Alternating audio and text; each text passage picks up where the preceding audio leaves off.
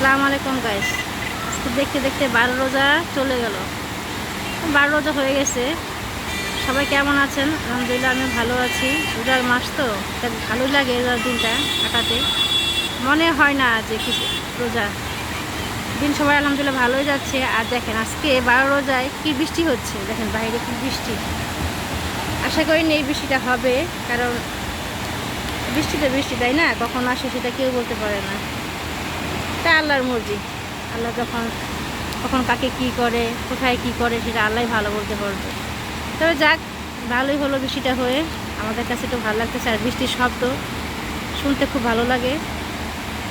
আর ঢাকা বৃষ্টির অবস্থা দেখছেন, খুব ভালো বৃষ্টি হচ্ছে। দেখেন বৃষ্টি শব্দ, বৃষ্টি